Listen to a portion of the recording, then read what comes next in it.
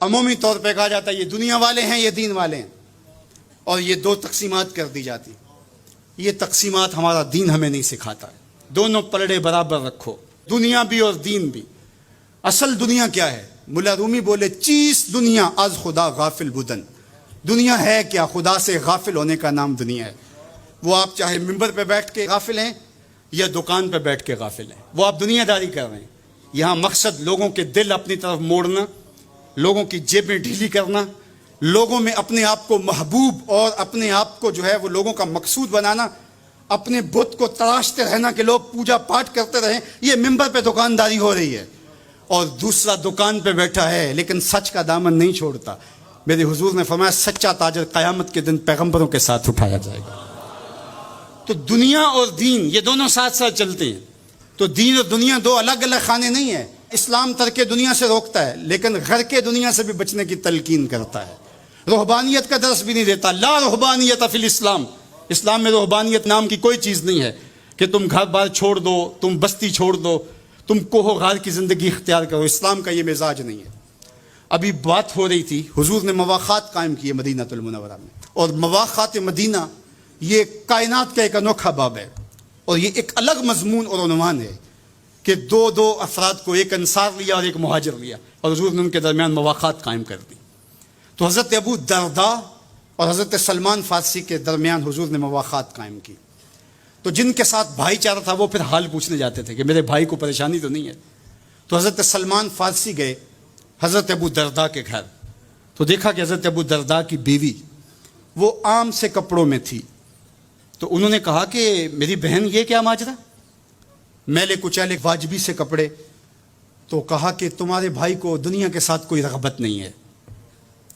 عورت آراستہ ہو، حضور نے عورت کی خوبیاں بیان کی کہ بہترین عورت وہ ہے جب اس کا شوہر دیکھے اس کو تو اسے خوش کر دے. وہ اس کا لباس، اس کی حیت اور طرز زندگی ایسا ہو کہ مرد کے لیے مسرت، خوشی اور سرشاری کا ذریعہ ہو، تاکہ اس کی نظر یکسو رہے اور اس کے خیالات پراگندہ نہ ہوں، اس کی سوچوں میں آوارگی نہ آنے پائے.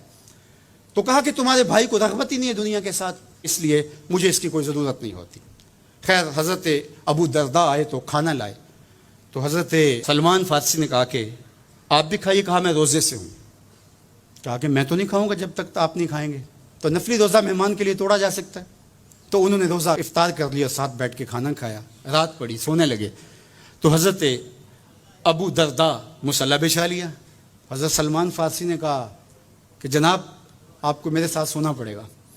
اللہ اکبر. یار وہ صوفی حضور کی تربیت کے پالے ہوئے تھے. آج تو پھر فتویٰ متوجہ ہو جاتا نا کہ اس نے مجھے نماز سے روکا ہے، یہ دارا اسلام سے خارج ہے. تو آپ نے کہا ٹھیک ہے، مہمان ہو، مہمان نوازی کا یہ بھی ایک ڈش ہے نا، چلو میں سو جاتا ہوں. سحری ہوئی تو سلمان فارسی اٹھے، ان کو اٹھایا، بیدار کیا.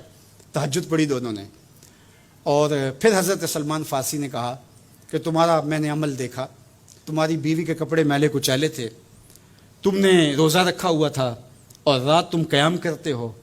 تو کہا کہ تمہارے نفس کا بھی تمہارے اوپر حق ہے، تمہارے اہل خانہ کا بھی تمہارے اوپر حق ہے، اور تمہارے رب کا بھی تمہارے اوپر حق ہے، اور تمہارے مہمان کا بھی تمہارے اوپر حق ہے، اور ہر ذی حق کا حق تمہیں ادا کرنا ہوگا.